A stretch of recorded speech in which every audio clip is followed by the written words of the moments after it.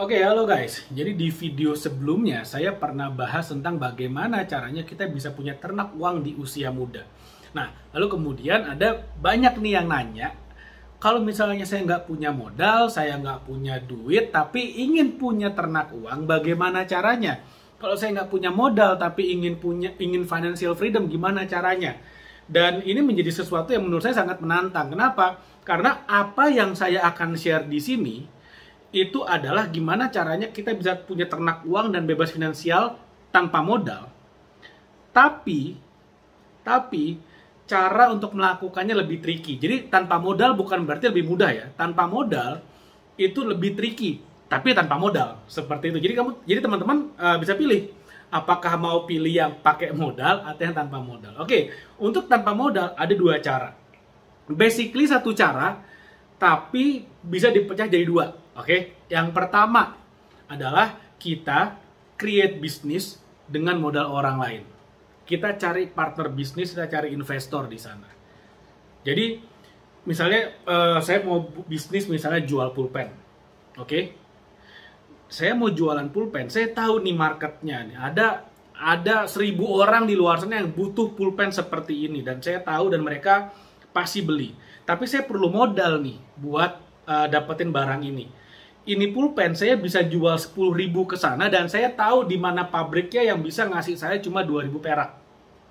Jadi saya bisa beli 2.000 rupiah dan saya bisa jual 10.000. Saya perlu 1.000 pieces nih. Jadi saya perlu modal berapa? 2 juta. Saya tinggal cari pemodal yang mau modalin 2 juta. 2 jutanya saya pakai buat beli buat beli pulpennya, lalu kemudian saya jual pulpennya seharga 10.000, ada cuan, ada untungnya saya bagi dua antara saya dengan investor, lalu kemudian uang yang saya dapatkan dari penjualan pulpen yang merupakan bagian saya, itu yang saya pakai untuk investasi, untuk bangun ternak uang. Cara pertama. Apakah di lapangan seindah dan semudah itu? Tentu saja tidak ya. Jadi ini secara teori, tapi paling nggak teman-teman udah dapat bayangannya. Oke, itu cara pertama. Cara kedua adalah kita nggak usah bisnis. Langsung diinvest. Kita invest tapi pakai modal orang lain. Dan cara yang paling banyak digunakan adalah dengan berhutang. Oke, disclaimer. Hutang itu adalah sesuatu yang harus dilakukan dengan kecerdasan finansial yang tinggi. Semua orang kaya itu pasti berhutang. Semua orang kaya pasti berhutang. Entah hutangnya dalam bentuk syariah, kayak hutangnya dalam bentuk konvensional, saya nggak peduli, pasti punya utang. Dan orang kaya biasanya itu punya utang di bank. Kalaupun nggak semua, saya yakin 99% deh.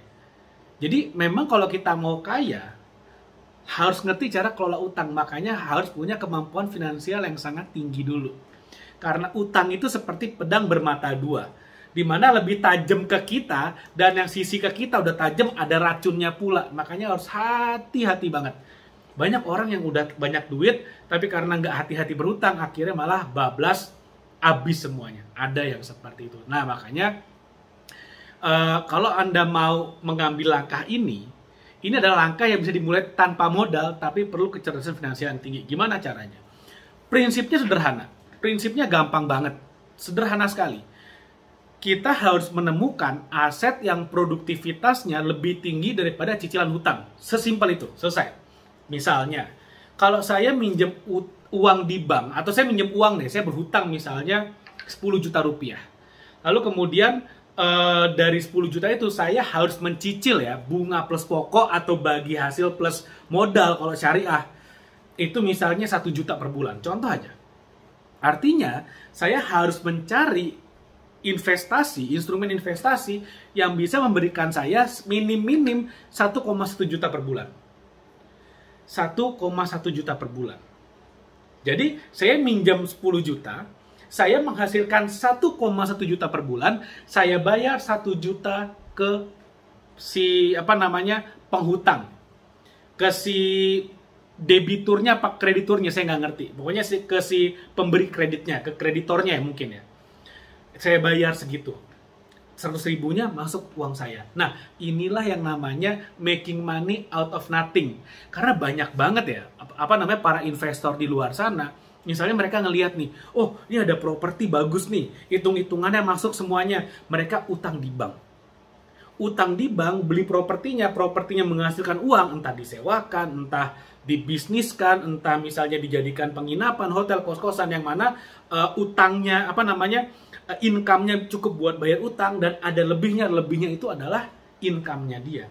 Pertanyaannya, kalau kita pakai metode seperti ini, resiko nggak? Resiko sangat tinggi. Sekali lagi, karena kita melibatkan utang, resiko sangat tinggi.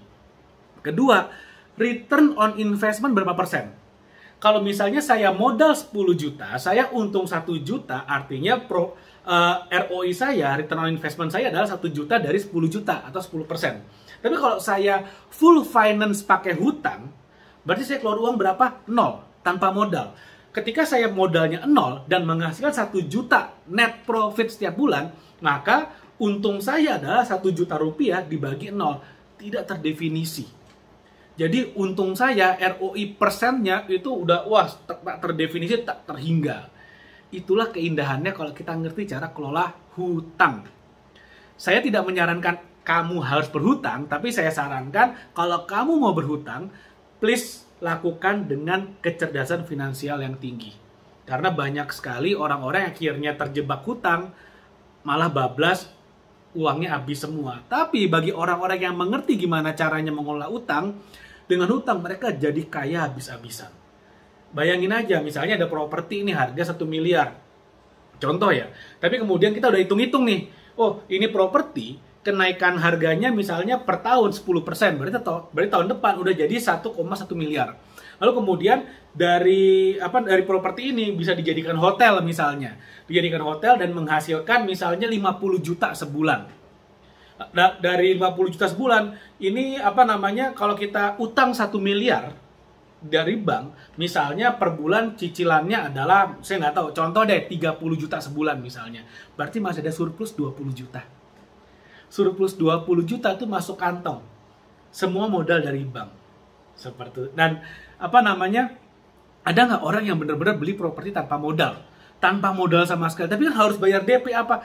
Ada orang-orang yang bisa beli properti tanpa modal. Asal tahu caranya.